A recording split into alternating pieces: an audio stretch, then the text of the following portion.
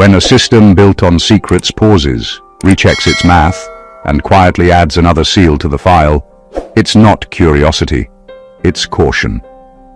Most people think investigations start when something goes wrong. That's a comforting lie. In reality, some files are opened because nothing went wrong when it absolutely should have.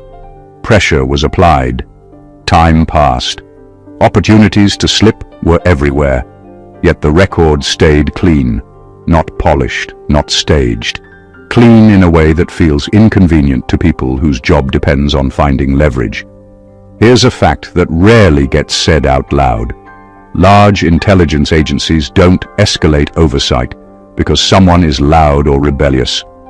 They do it when influence shows up without a visible supply chain. When outcomes shift, people realign or situations de-escalate around one individual, and there's no money trail, no communication trail, no behavioral drift. That's when a routine review quietly becomes something else.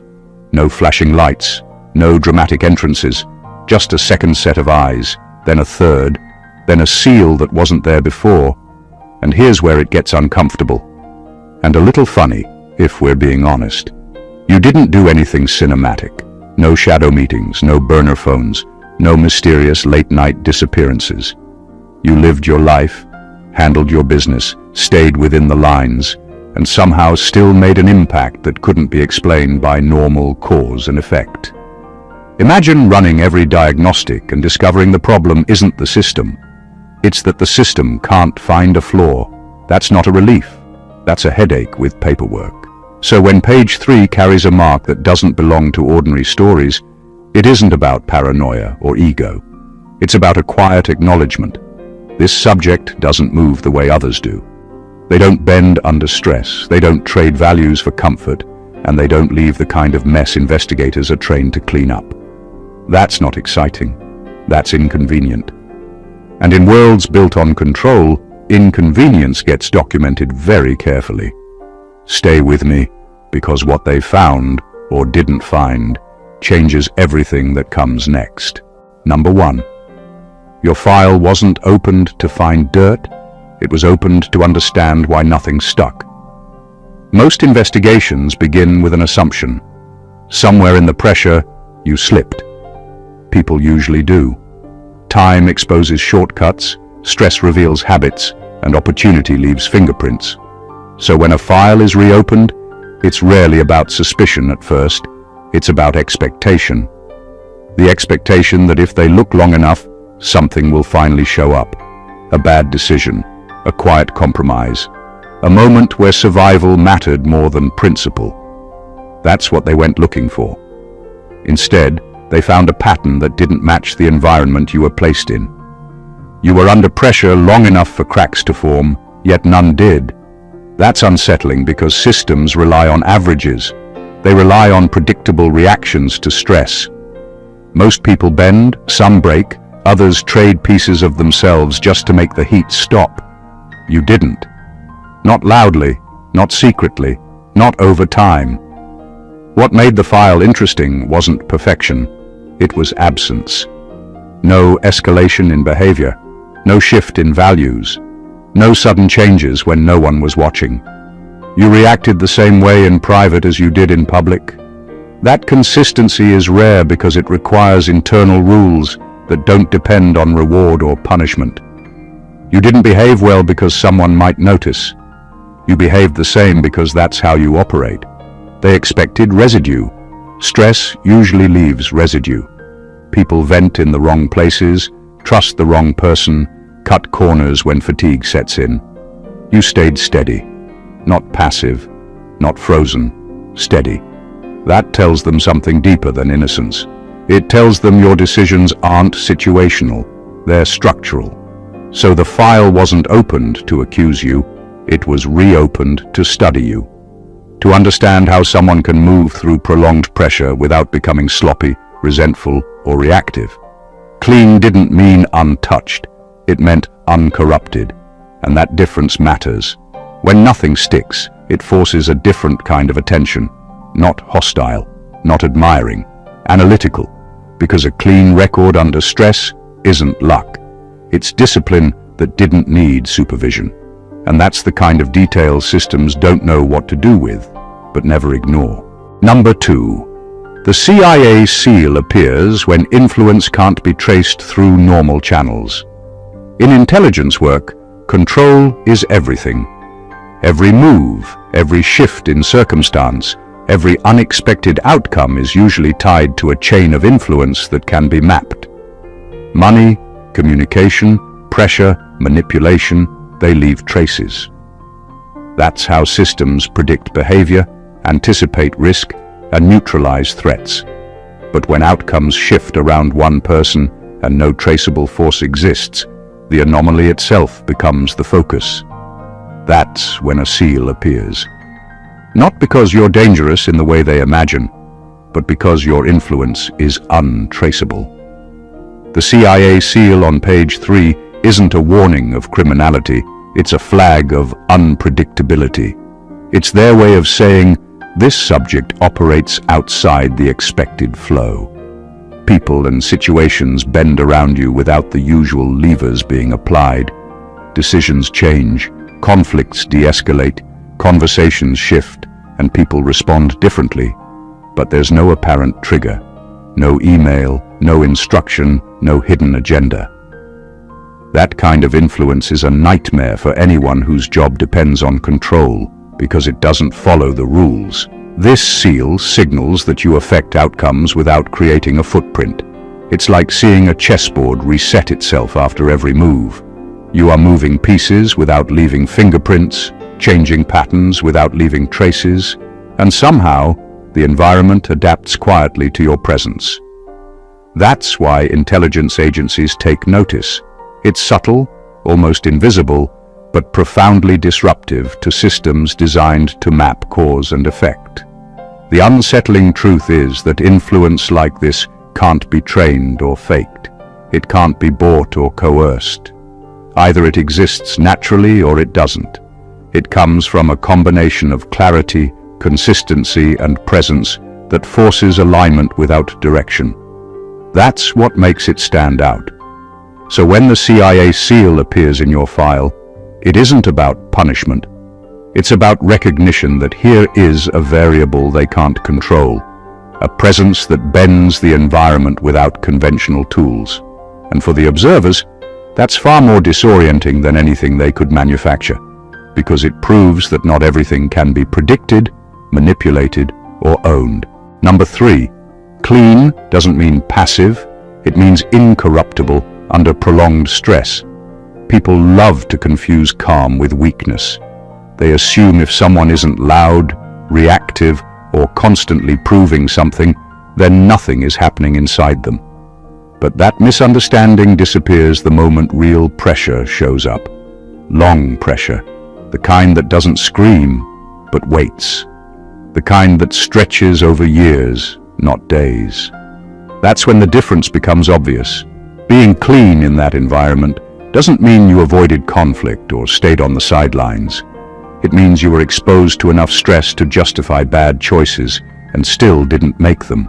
You had reasons. You had excuses that would have made sense to anyone watching from the outside. Fatigue alone gives most people permission to cut corners. You didn't take it. Prolonged stress usually reshapes people. It hardens them, cheapens their values, or slowly teaches them to trade integrity for relief. That's the quiet corruption no one talks about. Not dramatic betrayal, just small, repeated compromises that feel practical at the time. You resisted that erosion, not once, but over and over again. That's what incorruptible actually looks like. You didn't become reckless to feel powerful, and you didn't become compliant to feel safe. You stayed operational, clear, measured. You learned how to function without bleeding your principles all over the place. That's not passivity, that's control. What makes this uncomfortable for observers is that your restraint wasn't fear-based. You weren't frozen, you weren't avoiding risk. You simply refused to let stress decide who you would become. That's rare because stress is persuasive. It tells people they deserve an exception. You didn't listen. So when they call the file clean, they aren't saying you were untouched. They're acknowledging that despite sustained pressure, you didn't absorb the corruption around you. You didn't mirror it. You didn't internalize it. You didn't let it rewrite your internal rules. That kind of cleanliness isn't innocence. It's strength that doesn't announce itself. It's discipline that doesn't need witnesses. And under prolonged stress, that's not accidental. It's a choice made repeatedly, quietly, and without applause. Number 4. Surveillance escalates when character stays consistent across environments. Most people think being watched is about fear, paranoia, or mistakes. In reality, surveillance intensifies when someone behaves exactly the same, no matter where they are or who's around. Systems built to monitor human behavior depend on variability. They expect people to crack, bend, or adapt when the context changes. Offices, homes, public spaces, private rooms, behavior should shift under observation. It almost always does, but when it doesn't, that's when the alarms go off. Consistency under observation is quietly terrifying to anyone trying to map or predict outcomes. You don't need to be flashy, loud, or aggressive. You just need to operate with the same internal code whether someone is taking notes in the corner or not. That's what makes people untraceable, unexploitable, and frustratingly hard to categorize. The minute someone notices that your reactions don't vary, even under different pressures or audiences, the file gets more attention. Not because you're guilty, but because consistency challenges everything they think they know about influence and control. It's not about perfection, it's about predictability, or rather, the lack of it. Most systems rely on patterns that can be bent through stress, incentives, or intimidation. When a person remains steady, those patterns break. Their models fail. And the system's first response isn't to congratulate you, it's to investigate. They want to understand how someone could remain untouchable, how outcomes bend around a human presence without leaving traces or cracks. Consistency under pressure isn't taught. It's earned, often painfully, through choices that test principle against convenience. People who operate this way don't need approval, they don't chase validation, and they don't fracture for comfort. That rare alignment of values and action is invisible on a resume but glaring on a surveillance report. The more someone observes, and the less variance they find, the more scrutiny the person attracts. Because in worlds built on human error, anyone who behaves identically across environments isn't just unusual, they're a variable the system cannot predict, manipulate, or dismiss. That's why files like yours get opened, reopened, and stamped with more than just administrative notes. It's a system's way of documenting someone it can't explain. Number 5. They weren't looking for crimes. They were mapping thresholds. Most of the time, files aren't opened because someone is suspected of wrongdoing. Agencies like the FBI or CIA are trained to study patterns, behaviors, and responses long before anything illegal happens. They're looking for boundaries, how far a person will go before bending, breaking, or compromising themselves. They want to know what pressure looks like on you, how long it takes to crack, what situations make you flinch, and where your patience or principles fail. It's not judgment, it's measurement. They expect small fractures to appear under stress, like tiny cracks in a supposedly strong structure. Everyone has them. Everyone reaches a limit eventually. That's how they predict reactions and control outcomes. But you didn't. You faced situations designed to test compliance, endurance, and loyalty. You navigated manipulation, oversight, and pressure without letting your internal rules shift, bend, or collapse. That's exactly the opposite of what they anticipated, and it throws their entire mapping system into question. Threshold mapping is subtle. It doesn't leave evidence in court, in reports, or in the obvious record of life. It's watching how you respond when no one expects you to respond, seeing whether desperation leads to compromise, whether fear forces a shortcut, whether convenience replaces integrity. Your file wasn't opened because they believed you did something wrong. They opened it because their expectations didn't match reality. You defied the patterns they rely on, and that requires explanation. The unnerving truth is that thresholds aren't measured once, they're observed over time. Repeated stress, repeated choices, repeated opportunities to fail. And every single time, you held your line.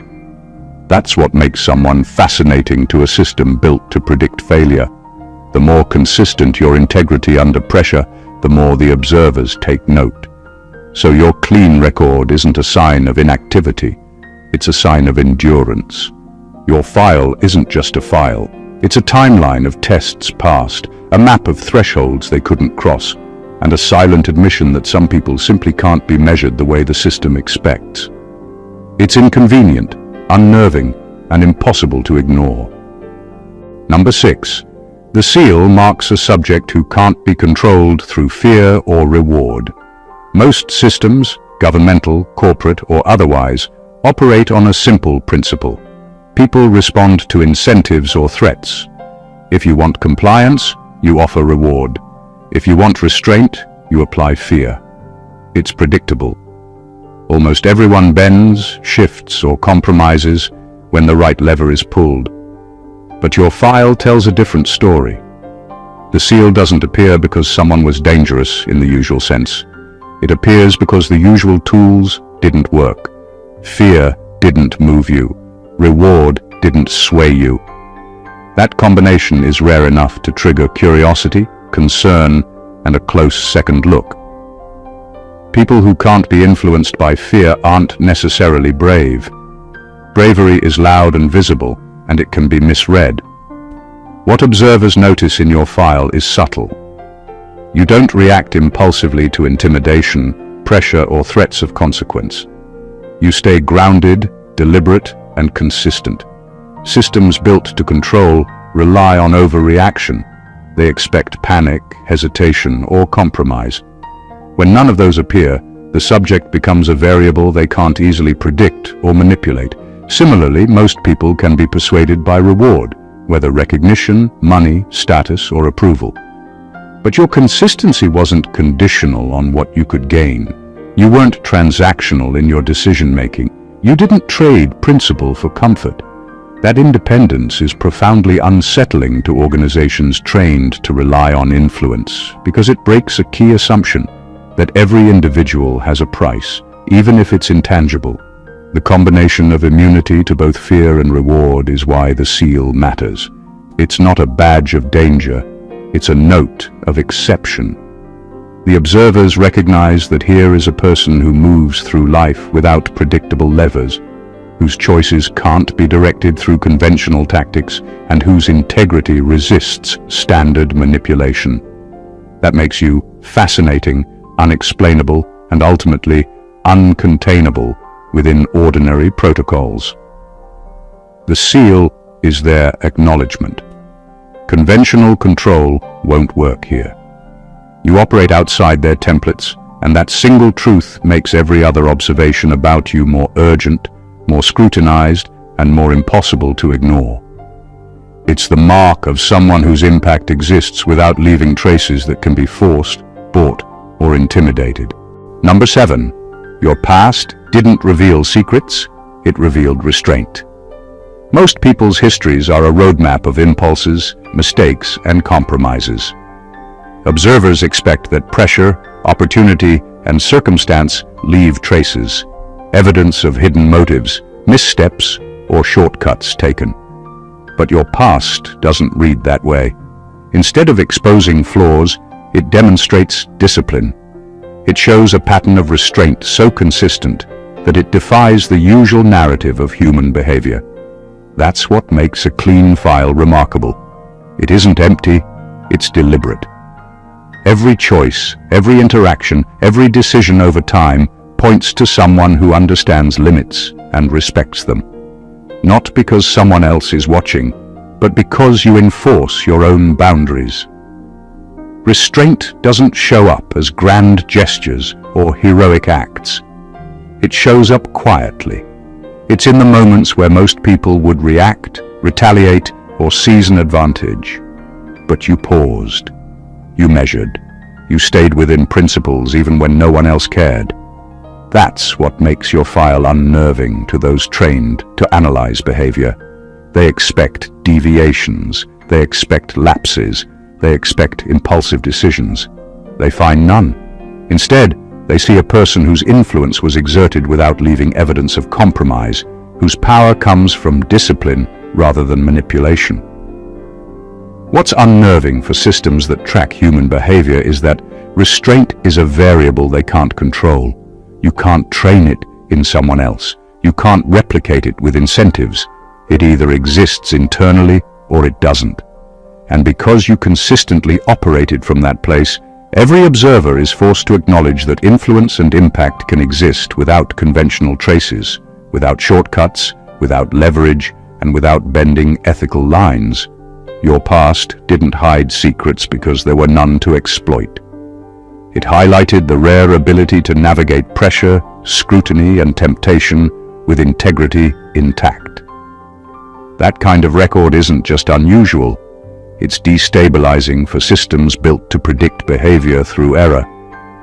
What they see isn't perfection. They see a human being who cannot be mapped in the usual way, whose restraint is itself a form of power, and whose life quietly defies the assumptions under which most people are monitored, judged, or controlled. Number 8. Clean files scare systems built on compromise economies. Most organizations, whether in intelligence, corporate structures, or bureaucracies, operate on an unspoken assumption. Everyone has a price, a weakness, or a shadow. It's how influence moves through systems. Control is exercised by exploiting the cracks, nudging behavior, or leveraging hidden faults. That's the economy of compromise, where people's errors, fears, and desires are currency. But a clean file doesn't fit that model. It disrupts it entirely, and that's why it triggers concern instead of relief. A clean file isn't just a record without mistakes. It's a record without leverage. Observers expect to find hooks, patterns, or inconsistencies that can be exploited. When they don't, the system itself becomes unstable. Suddenly, their standard approach to prediction, manipulation, and oversight doesn't apply. They can't buy influence. They can't threaten it.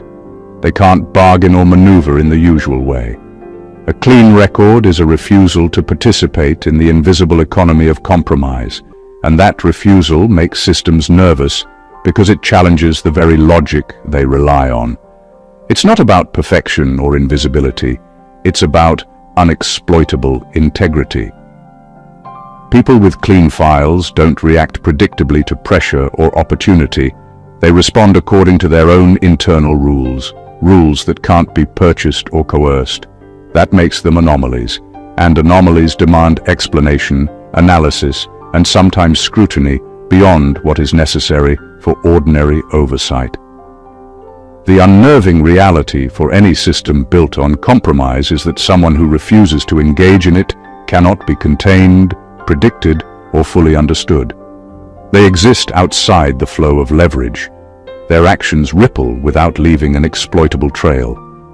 Influence flows around them instead of through them.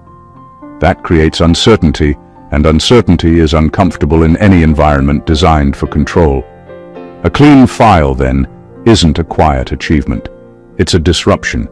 It's proof that integrity, discipline, and consistency can exist in ways the system cannot measure or control. And that makes you both invisible in one sense and impossible to ignore in another, because your existence quietly undermines assumptions that most institutions depend on to function. Number 9. They found no alliances because you weren't moved by group approval.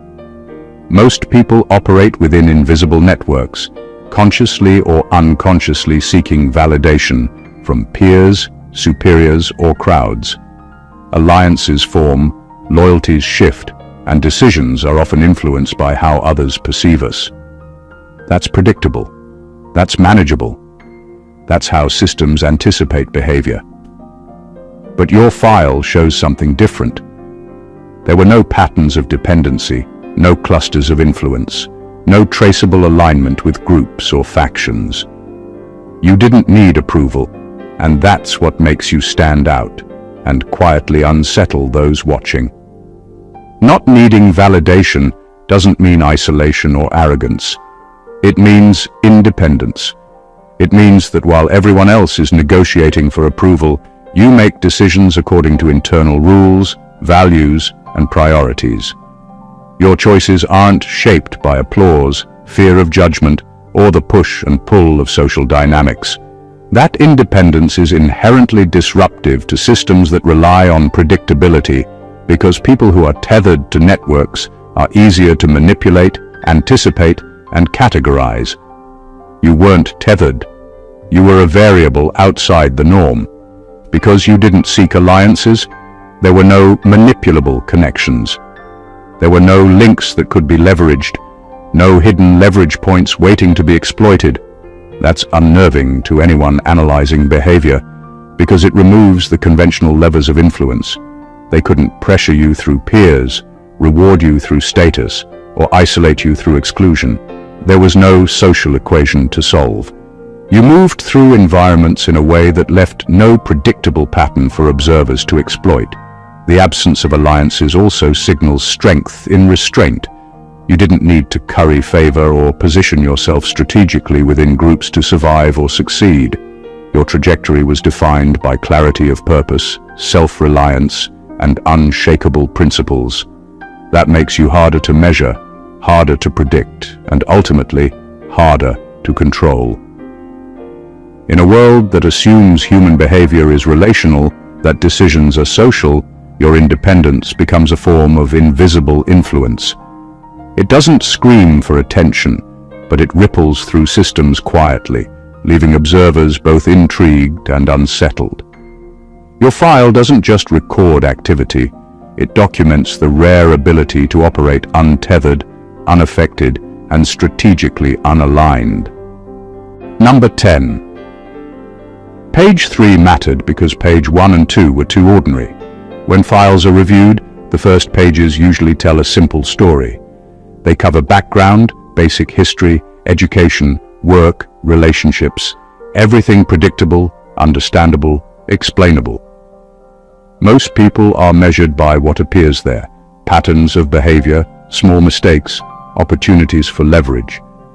In your case, pages 1 and 2 were exactly that. Ordinary. Nothing to raise alarms, nothing to provoke interest beyond routine documentation. That should have ended the story, but it didn't. Page 3 changes everything, because it carries the anomaly, the part of the record that defies expectation. The ordinary early pages serve a purpose. They lull observers into assuming they understand the subject. They create the illusion that standard models of analysis will apply. And that's exactly what page 3 shatters.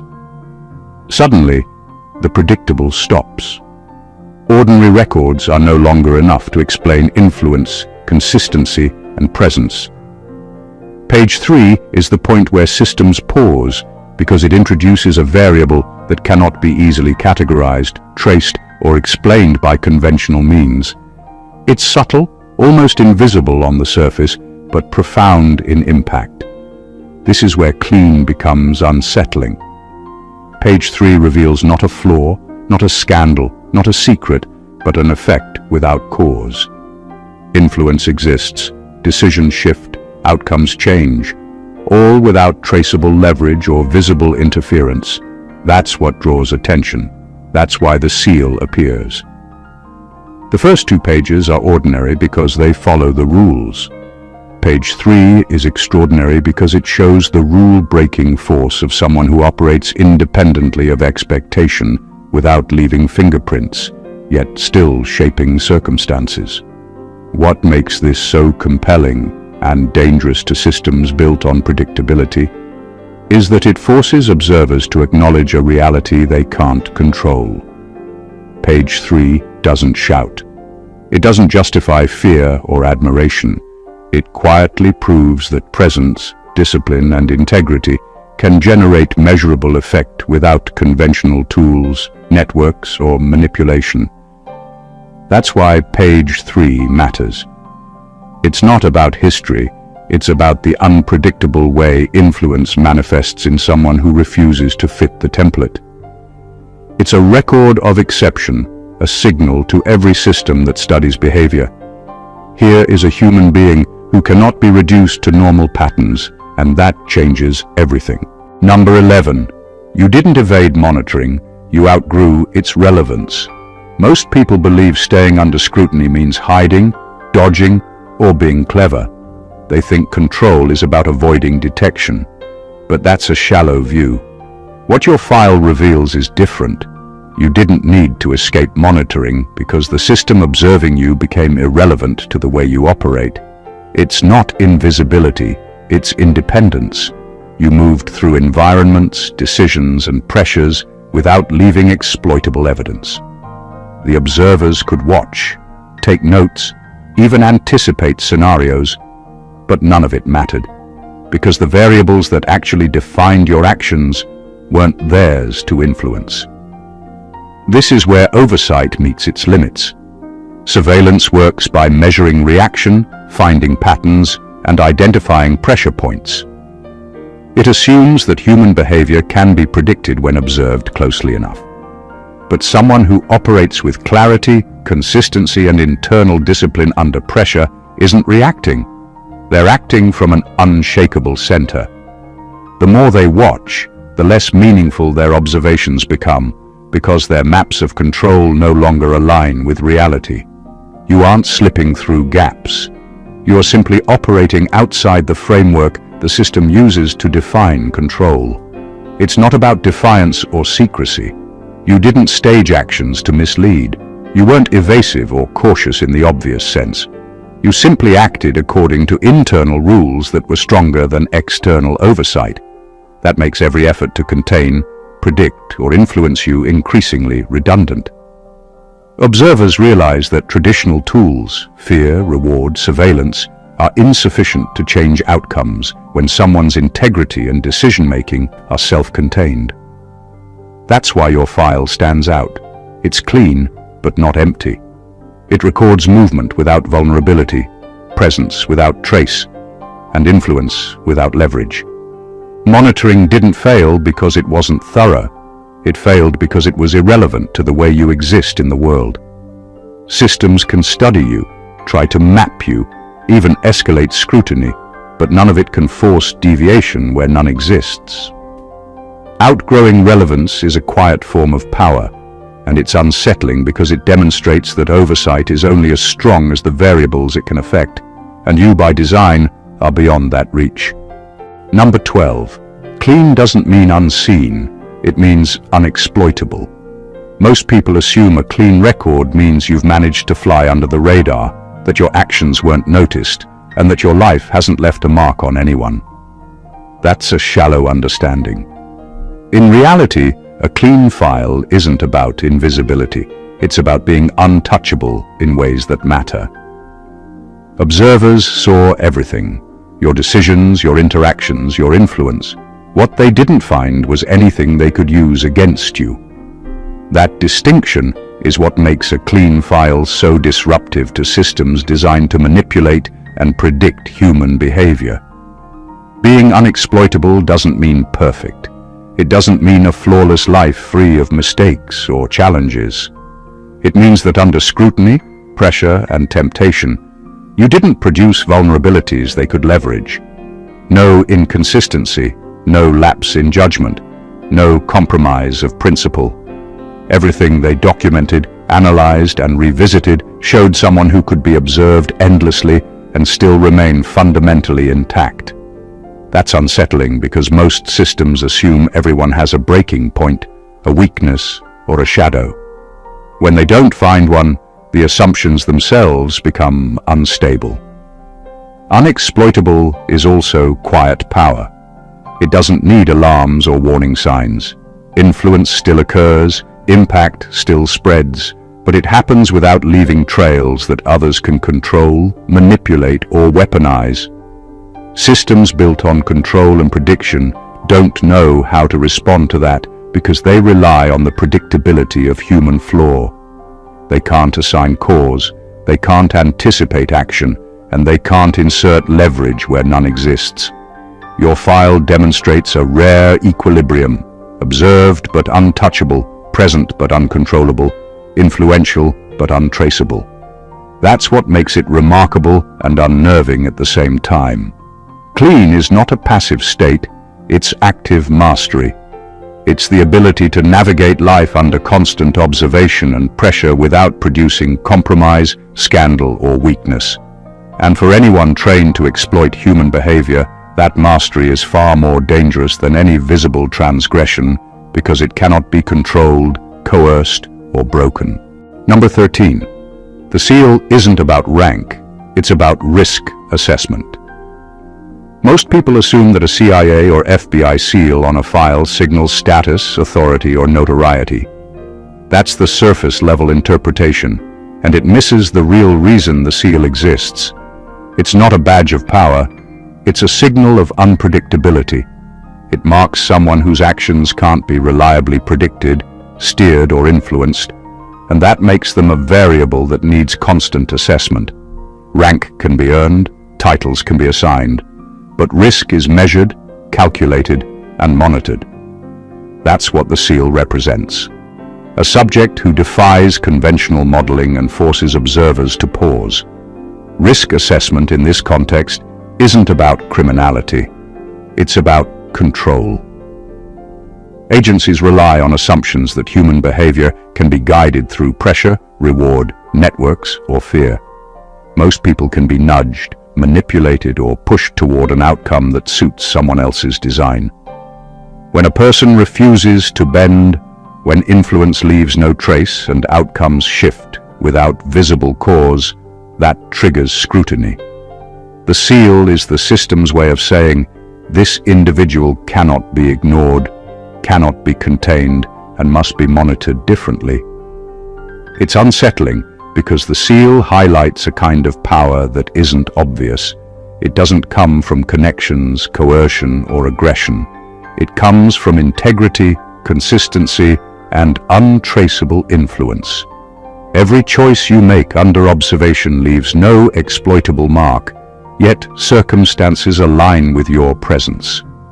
That's a risk to anyone whose job relies on predicting patterns, because the existence of someone who operates outside those patterns exposes the limitations of the entire system.